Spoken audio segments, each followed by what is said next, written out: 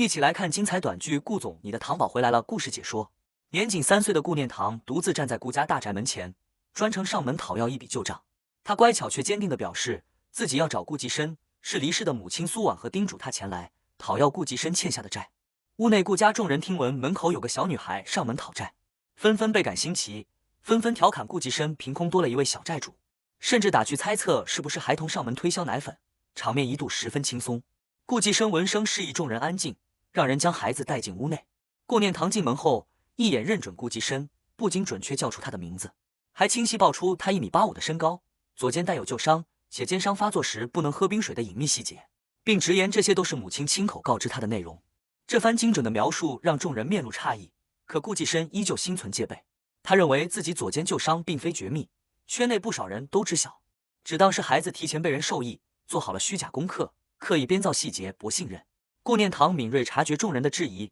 立刻拿出一枚精致定制物件，称这是顾继深早年定制的物品，是母亲再三叮嘱他妥善保管，用来佐证说辞的关键凭证。顾家众人看着物件，依旧没有全然相信。有人提出顾家早年送出过不少同类饰品，无法证明其专属来源。顾念堂急忙辩解，物件是母亲亲手所赠，绝非捡拾而来。顾继深看着眼前沉稳懂事、远超同龄人的小女孩，轻声询问她的名字。顾念堂认真作答，她叫顾念堂，念是想念的念，堂是海棠的堂，小名堂堂，是母亲因她幼时不爱睡觉，特意取来盼她乖巧安稳的温柔名字。顾继深随即追问她母亲的下落，顾念堂神色黯淡，轻声说母亲已经睡着了，住在白房子里。江婆婆曾告诉她，母亲是积劳成疾，需要长久休养，若是日后生活艰难，无以为继，就来顾家找顾继深，因为顾继深亏欠他们母女。听完孩子的话，顾继深不再迟疑，当即下令连夜安排亲子鉴定。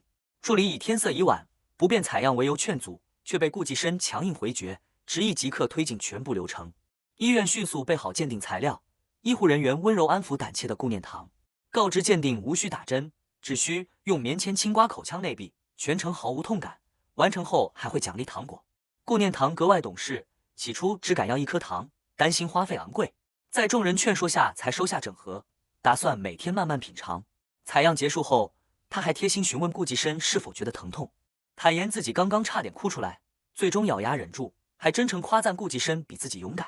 顾继深要求医院加急处理样本，次日清晨出具第1版鉴定结果，同时安排律师全程监督，留存全套原始数据、操作日志与报告编号，杜绝任何操作漏洞。鉴定结束后，顾家专人将顾念堂安置在专属房间休息。他小心翼翼确认工作人员次日依旧在岗，确认自己不会被独自留下后，才彻底安心。自幼被母亲严苛教导的顾念堂，礼数周全，极其懂事，生怕自己乱动物品，压皱床铺，打扰到旁人。工作人员温柔告知他，顾家便是他的家，无需拘谨。考虑到孩子年纪尚小，需要喂养，顾念堂体谅自己食量小，主动请求购置最小罐奶粉，避免浪费。顾继深见状，直接让人购置大罐奶粉，细致备齐儿童拖鞋、牙刷、餐具、换洗衣物等全部生活用品，温柔叮嘱他睡在床中间，无需顾虑床铺整洁。夜深后，顾念堂独自呢喃，告诉天上的母亲，自己顺利找到了顾继深，对方没有借高利贷，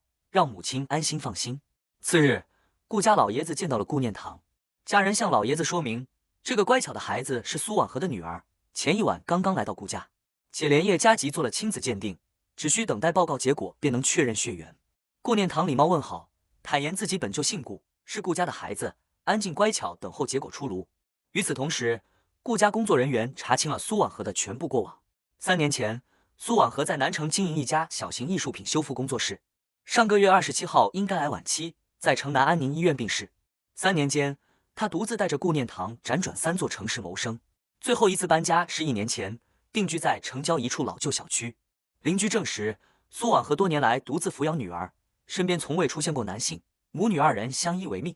而这处居所距离顾家仅有40分钟车程。苦苦寻觅3年的顾继深得知真相后，满心自责，原来自己心心念念的人一直近在咫尺，却独自承受病痛与生活的苦楚。顾继深的妹妹金牌律师顾继薇心思缜密，敏锐察觉到连夜的加急鉴定疑点重重。他查到鉴定负责人齐凤章3年内2次更换鉴定中心公章，却在本次授权文件中使用过期旧章，流程严重违规。为防有人暗中操作干预结果，顾继薇当即联系第2家独立鉴定机构，次日一早重新采样，开展平行鉴定，彻查背后猫腻。沈副总得知自己的操作疑似暴露，无法再隐瞒，只能被迫按流程出具第一版加急报告，暗中伺机善后。等候结果时，顾继深给顾念堂拿来草莓糖果。顾念堂谨记母亲教诲，认真询问糖果价格，不愿让他人破费。得知是超市平价特惠商品后，才安心收下。他触景生情，回忆起母亲生前也常给他买同款草莓糖。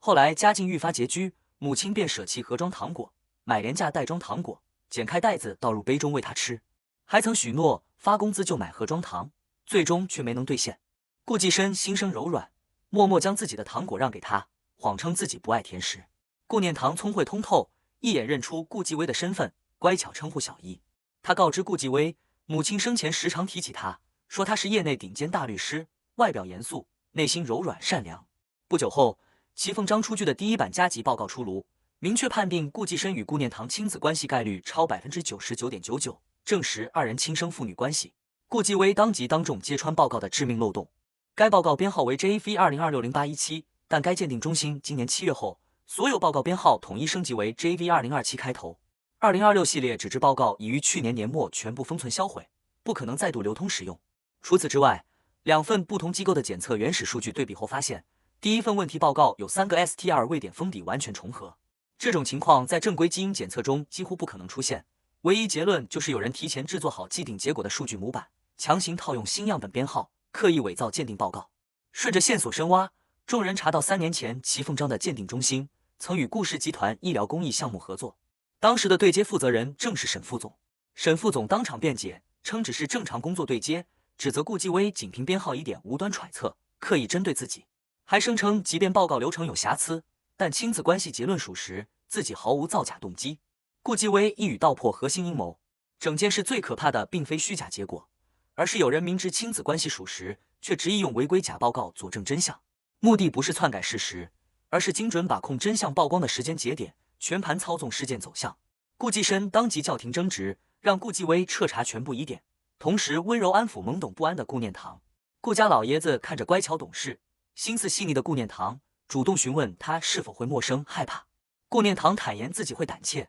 但随身携带的长命锁是母亲所留，握住它就仿佛母亲陪伴在侧，能给自己勇气。老爷子心生疼惜，当即拍板让顾念堂常住顾家，安排专属管家与2名专人全天候照料他的起居生活。即便众人提及鉴定结果尚未完全落定，老爷子依旧强势拍板，亲自定下孩子的归属。顾念堂天真询问顾继深，爷爷主动触碰自己，是不是代表喜欢他？得到肯定答复后，他立刻笑着回应自己也喜欢爷爷。入住新家后，他谨遵母亲教诲，搬家后要将最重要的物品放在枕边，夜里做噩梦摸到熟悉物件，便不会心生恐惧，有条不紊收拾好自己的贴身物品，模样格外乖巧。顾继深见他格外懂事，轻声询问他是否经常搬家。顾念堂细数过往，自己前后搬过3、4次家，其中一次住在江婆婆隔壁的漏雨老屋，深夜雨水滴答作响，让他难以入眠。每到这时，母亲就会亲自哼唱自编的小向日葵歌谣哄他入睡，温柔治愈了他无数个难熬的夜晚。说着说着，他还轻声哼唱起家传的歌谣。用餐时，顾念堂恪守礼仪，长辈未动筷，他便静静端坐等候。老爷子见状感慨，顾念堂的规矩教养远超年少的顾继深，皆是苏婉和悉心教导的成果。席间，自幼缺乏安全感的顾念堂反复向顾继深确认自己未来的温饱问题，担心日后无饭可吃。顾继深温柔承诺会护他一生衣食无忧，陪他安稳活到100岁。顾念堂懵懂算出100岁是36500天，天真表示自己要好好吃饭，先安稳长到4岁。与此同时，顾继威顺着线索深挖，调取了3年前苏婉和与顾家的全部财务流水，查到一笔600万的家族基金转账。这笔钱款打入苏婉和个人账户后，仅3分钟就被拆分4笔全额转出，200万流入永熙文化传媒，150万流入成宇艺术品投资，180万转入永熙文化关联子账户，剩余70万流向一家境外空客公司。经过层层股权穿透核查，众人确认永熙文化与境外空客公司的实际受益人是沈副总的合伙人赵明远，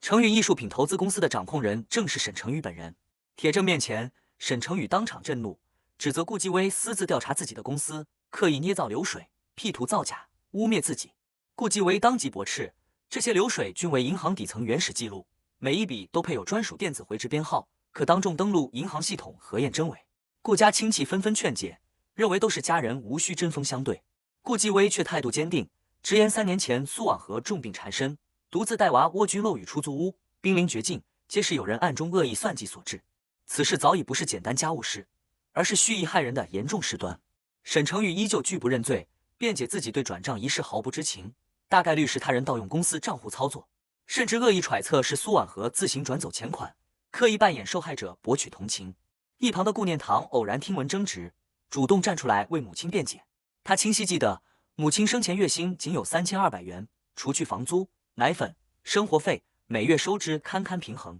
家中抽屉常年只剩几十元现金，离世前更是将抽屉钥匙托付给江婆婆保管，根本不可能私自留存转移600万巨款。孩子天真坚定的证词让全场陷入沉默。可沈成宇依旧不死心，以孩子年纪太小，只会偏袒母亲为由试图翻供。顾继深彻底心寒，决意走法律程序彻查到底。有人顾虑此事曝光会损害顾家声誉，影响集团股价，老爷子却态度通透，直言顾家的体面从不是靠遮掩丑闻换来，越是藏污纳垢，越会毁掉家族根基。他坦言3年前苏婉和曾到访顾家，在门口酒后无果，落寞离去，自己也有失职之过，如今绝不允许任何人掩盖真相。为告慰苏婉和，善待顾念堂，老爷子下令将所有查证的真相证据妥善装裱留存，待顾念堂长大，让他知晓母亲一生清白体面、坚韧善良。风波短暂平息后，顾家为顾念堂办理了幼儿园入园手续。顾继深细致向老师交代孩子的性格习惯。顾念堂懂事隐忍，从不添麻烦，吃饭不剩饭，物品会自理，受委屈也习惯默默承受。他郑重托付老师多多关照孩子，若有人恶意非议欺负顾念堂，务必第一时间告知自己，他会让律师直接介入处理，全力守护孩子的身心健康。入园后的顾念堂温柔纯粹，待人友善。美术课上，他绘制向日葵城堡，坦言向日葵自带温暖力量，能够照亮身边的人。他还画下全家福，将爸爸、小姨和自己画在一起，画面温暖治愈。面对小姨为何画得比爸爸矮小的疑问，他真诚作答：做人要诚实，如实对照身高作画。他谨记母亲教诲，提前绘画次日的作品，提前规划所事，便能消除未知的惶恐。顾继深满心柔软，承诺会将他每一幅画作珍藏，一直保存到他100岁之时。家人看着顾念堂清秀温婉的样貌，纷纷感慨他完美继承了母亲的美貌，避开了顾继深的方脸轮廓，灵动又好看。此时，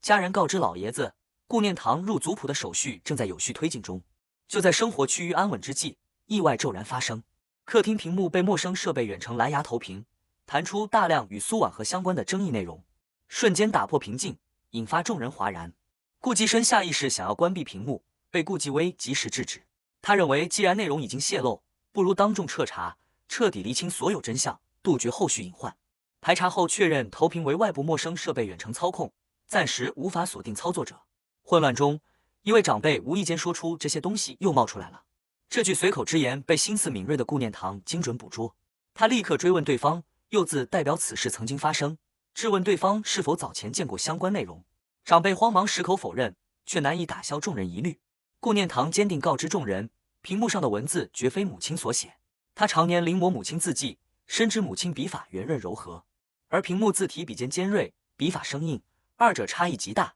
绝无可能出自同一人之手。众人试图以孩子年幼不懂分辨敷衍，顾念堂却始终坚守自己的判断。危急时刻，顾念堂想起母亲留给自己的长命锁，里面藏有母亲提前备好的遗言与关键证据。他郑重告诉顾继深，母亲早已预判自己会遭遇污蔑，提前将证据留存锁中，若有人抹黑诋毁，便让他取出告知所有人真相。众人立刻拆开长命锁，发现内部藏有一枚微型 SD 卡与半块传世玉佩，是苏婉和多年妥善保管的信物。顾念堂告知众人，存储卡密码是自己的生日，里面存有留给顾继深的完整音频遗言。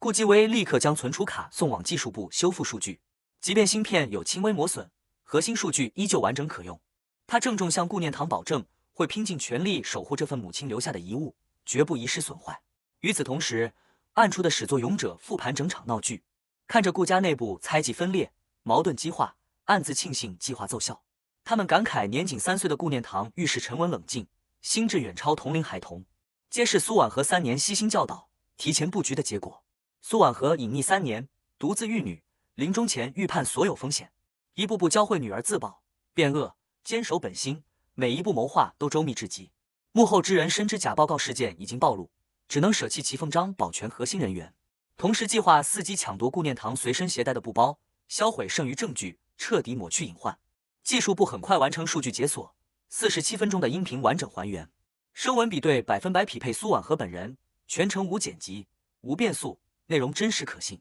音频中，苏婉和声音温柔又哽咽，她首先向顾继深致歉，坦言不敢当面告知怀孕生女的真相，是害怕见到顾继深后自己会舍不得离开，无法安心守护女儿长大。苏婉和回忆，3年前的夜晚，她曾亲自前往顾家老宅寻他，旁人告知顾继深出差未归，4月才会返程，可他亲眼看到书房灯火通明，心知顾继深就在宅内，却无缘相见。他在老宅门口苦苦等候2个多小时，顾家的林婉白出面接待，表面客气有礼，言语却极尽刻薄，刻意打压羞辱他。林婉白刻意告知苏婉和，顾家门槛尊贵，绝非普通人可以攀附，他的纠缠只会拖累顾继深，让顾家沦为笑柄。更致命的是，林婉白谎称顾继深早已签下放弃孩子监护权的文件，让他彻底死心，独自离开。苏婉和在音频中坦言，自己始终不信顾继深会抛弃亲生骨肉，可当时重病缠身，孤立无援的他根本无力辩驳。他原本计划次日再次到访顾家，继续为女儿争取名分与归属，可肝癌晚期的病痛早已拖垮他的身体，他不确定自己还能坚持多久。录音末尾，他满含思念牵挂顾继深，再三叮嘱女儿乖巧平安，随后匆匆结束录音，转身照顾年幼的孩子。听完完整遗言，众人终于还原3年前的全部真相。当年恶意欺骗、击溃苏婉和心理防线的人，正是林婉白。3年前8月17日深夜，苏婉和到访顾家无果后，曾给顾继深发送一条关键短信，却在发送1秒后被人远程删除。顾继威连夜排查老宅内网日志与云端登录记录，锁定关键证据。删除短信的操作，通过老宅内网 WiFi 登录顾继深私人云端账户完成。登录设备 MAC 地址与沈成宇的私人笔记本完全一致，即便沈成宇辩解当晚身在外地出差，数据依旧铁证如山。老宅佣人排班记录清晰显示，当晚21点后，2楼保洁、安保人员全部下班。22点30分后，2楼彻底无人值守。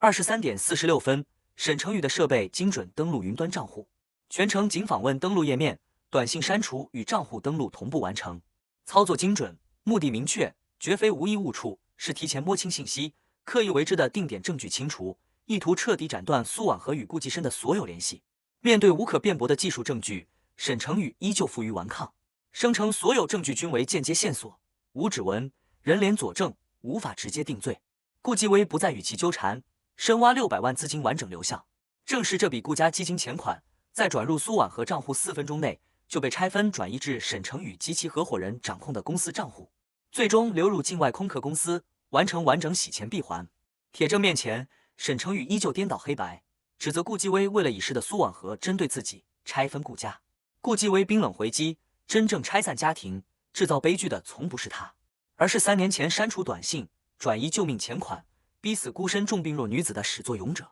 若非有人恶意算计，苏婉和不会含恨病逝出租屋，顾念堂不会3年颠沛流离，无依无靠。顾继深彻底失去耐心，当即下达处置命令，暂停沈成宇在顾氏集团的全部财务审批权限，冻结其名下所有与顾家合作的项目，成立独立审计组彻查全部关联账务，由顾继威全程对接监督，同时暂停林婉白的家族内务管理权，彻查当年访客记录造假、恶意误导苏婉和的全部事宜。家族纷争传开后，有小辈私下抱怨，是顾念堂的到来打乱了顾家平静，害得沈成宇、林婉白被问责。顾念堂听闻非议，没有生气争执，反而通透共情。他以自己被冤枉的经历为例，坦言被人无端误解的滋味格外难受。大人的过错与孩童无关，不该牵连无辜之人。他温柔治愈身边缺爱敏感的小伙伴，分享自己长命锁的寓意，用纯粹善意温暖身边人。顾家众人找到3年前的纸质访客登记簿，彻底还原当晚真相。8月17日晚9点15分，苏婉和进入老宅，独自等候2小时43分钟，直至午夜落寞离开。全程由林婉白陪同接待。众人进一步查清，当年老宅内务负责人周叔临时请假半月，沈成宇特意借机安排妻子林婉白接管访客接待，时间恰好卡在苏婉和频繁到访顾家的关键时期，一切都是刻意布局。层层证据施压之下，林婉白终于坦白全部实情。当年是沈成宇刻意安排他接待苏婉和，勒令他稳住对方，严禁苏婉和上楼见人，还授意他编造顾继深放弃监护权的谎言，彻底断绝苏婉和的希望。深夜远程登陆删短信，也是沈成宇的指令。他谎称此事一旦败露，众人都会惹上麻烦，逼迫他协同隐瞒。他始终以为只是普通家事遮掩，全然不知背后暗藏转移巨款、蓄意害人的阴谋。就在真相即将大白之际，有人拿出一份伪造协议，谎称是苏婉和亲笔签署的自愿弃子、拿钱离场的文书，意图抹黑苏婉和的人品，扭转舆论风向。众人一度被这份带签名、指纹的文件误导，顾继威却精准找出多处致命漏洞，彻底推翻虚假证据。顾家法律文件均有专属水印与批次编号。这份标注3年前8月20日签署的协议，所用纸张的入库批次为次年9月，签署当日纸张尚未生产，存在根本性时间漏洞。同时，协议字体生硬狭长，收笔僵硬，与苏婉和圆润柔和的真实笔迹截然不同。顾念堂也及时佐证，母亲所有重要文件都会在关键文字后画一颗专属小星星标记，方便甄别重点。而这份协议通篇没有任何星星记号，绝非母亲亲笔。众人随即用红外扫描仪检测文件，发现纸张存在明显裁剪拼接痕迹。原文件核心内容被人为裁除替换，将苏婉和原本签署的子女保护协议篡改为自愿弃子的虚假文书，刻意颠倒黑白，污蔑逝者。技术还原后，真相彻底曝光。苏婉和当年签署的是子女保护协议，她从未贪图钱财，抛弃孩子，唯一的心愿就是护住女儿，为孩子争取安稳未来。铁证面前，所有抹黑谣言不攻自破，众人彻底看清苏婉和的清白坚韧，也认清了幕后之人的险恶用心。风波落幕，顾念堂依旧保持纯粹温柔的本心。幼儿园里，他温柔化解小伙伴的矛盾，将自己的向日葵化作1分为2与人分享，寓意彼此陪伴，温暖共生。私下独处时，他会给天上的母亲写信，细细诉说自己在顾家的安稳生活，家人的温柔善待。随后点燃信纸，让烟火带着思念飘向天空，告知母亲自己一切安好，无需牵挂。与此同时，沈成宇的所有恶行彻底败露，审计组查清全部洗钱、造假、隐匿证据的事实，其名下关联账户全部冻结，虚假合同逐一曝光，罪行确凿，无从抵赖。走投无路的沈成宇彻底失控，为了争取谈判筹码，保全自身，将歹念打在了无辜的孩子身上。他打算利用自己的女儿邀约顾念堂外出游玩，